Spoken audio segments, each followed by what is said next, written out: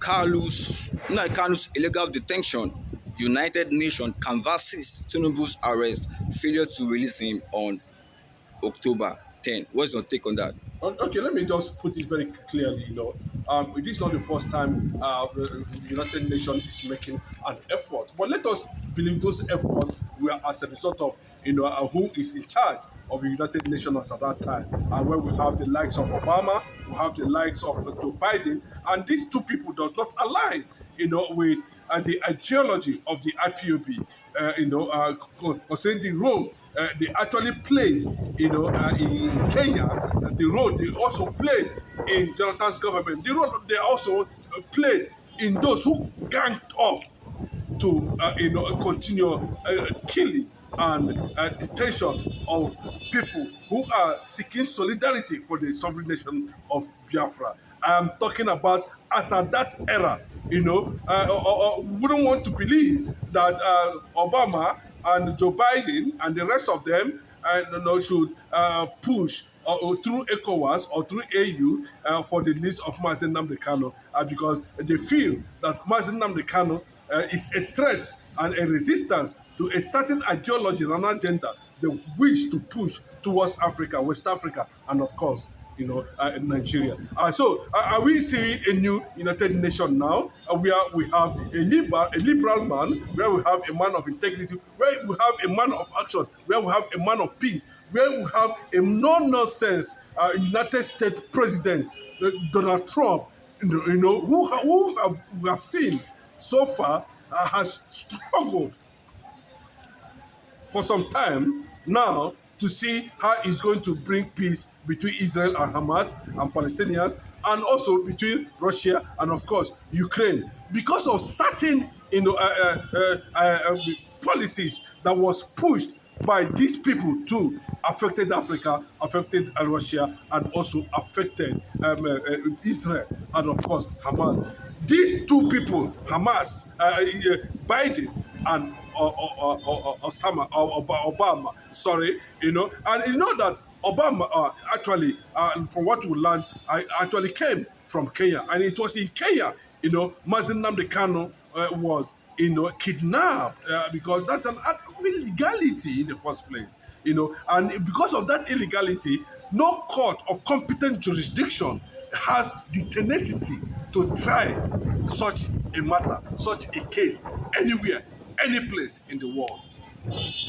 But the manipulative government terrorist organization under the name of APC and PDP, led by, of course, Muhammad Buhari as at that time, and the likes of them we are seeing today, who are their subjects and their lieutenants, Muhammad Tinubu and the rest of them, including all the northerners, them and the rest of them, we are actually, coming together, rejoicing.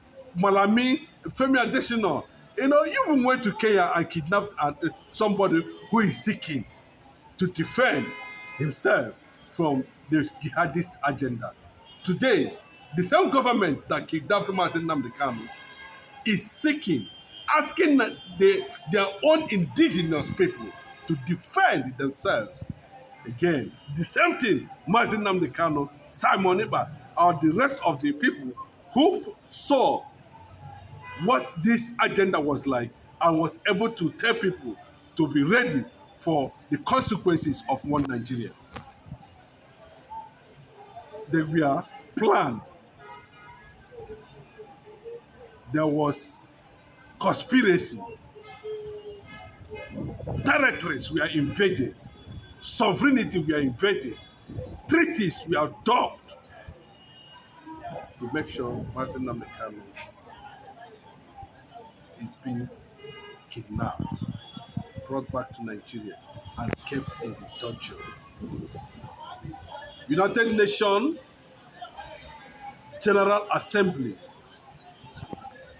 whose primary obligation is to seek a way of conflict resolution.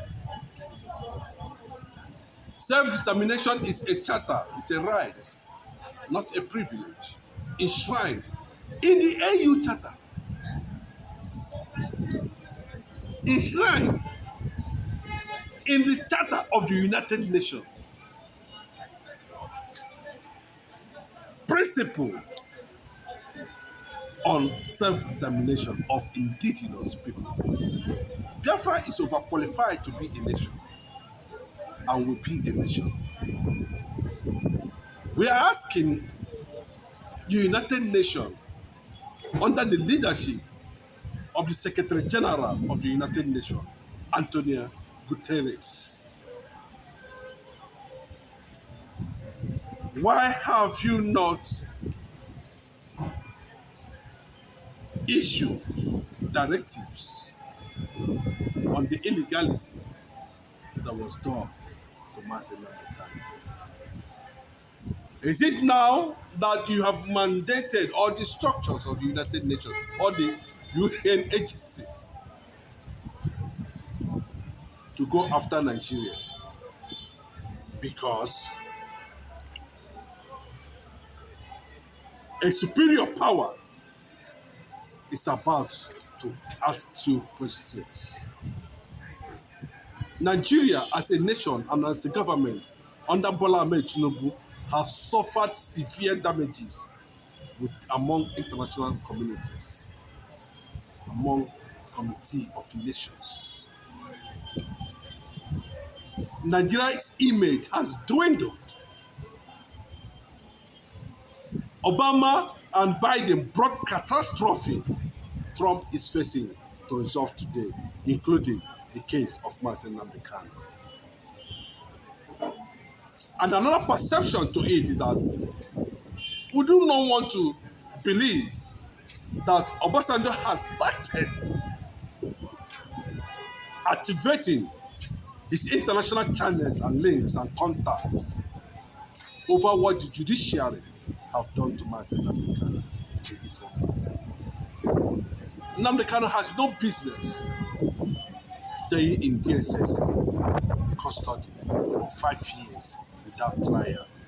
That is extremely wickedness on the side of the government. They do not have the jurisdiction, the legal power and prowess to prevail in such a matter.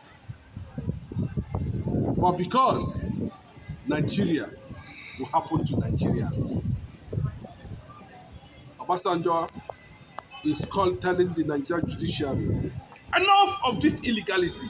And that is what we are seeing today. That the AU and the United Nations agencies have written, reportedly, a warning because Donald Trump has instructed all the relevant agencies within the United Nations, has been reported by so many sources, to take up the Nigerian abuse of fundamental human rights of Nnamdi. In the next court appearance, under the presiding judge, James Omotosho, Nnamdi will be released. There's no two ways about it. This is not the era where you think you do anything and go scot-free. Enough of this illegality against Nnamdi. Nnamdi never committed any offense, and rather, his continued detention will bring about the sovereignty of Biafra. Whether you release Nnamdi or not, Biafra has become a consciousness. Biafra has become a symbol of liberation of every black soul all over the world.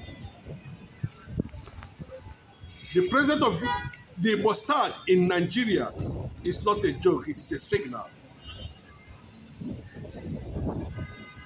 And one of the principles of which Mossad was established is to protect the interests of the Jews all over the world, whether adopted or not. I am a Jew, I'm an Israelite. And that is what I am. And that is what Master Nnamdi Kanu told the court.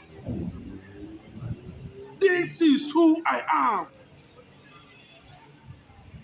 And that's one of the reasons Mossad was established. They are in Nigeria, the Northerners are shouting, Sheikh Gumi is running up and down now, you don't know where to hide. Tinubu is globetrotting, moving from one hidden country to another. They are running away of the fury that has come.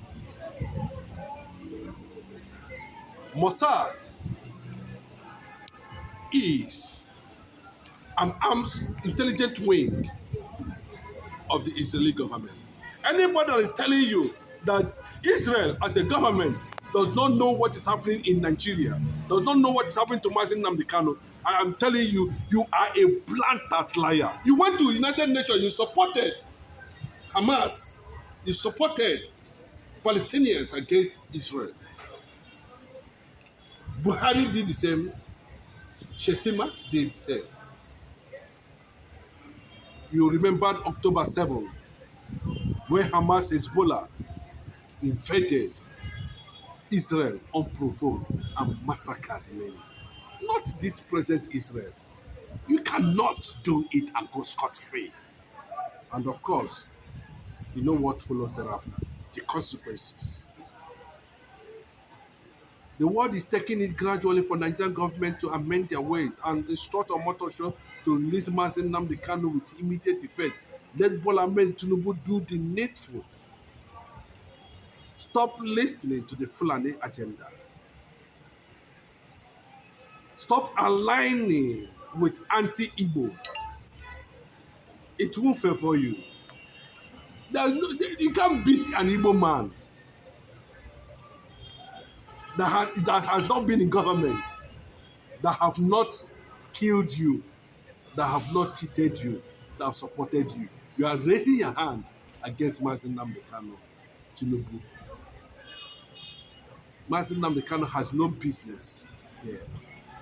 If you feel that you cannot release him, well, so be. Even if you release him, if you are not the one, Biafran, liberation is bigger, better, recognized all over the world now. Courtesy of Mazi Nnamdi Kanu. And that was what they are telling you. It will lead to disintegration of Nigeria. You don't know the mean why Mossad is here. You don't know whether for the disintegration of Nigeria. You know whether they are here, for convert operations. You don't know. Now, when they will leave, you don't know. When they will stay, you don't know. Where they are going, you don't know. Nobody knows. But I can tell you that Mossad is here to protect those who are killing the Jews, the Christians, the Biafran Christians. God bless you. Thank you.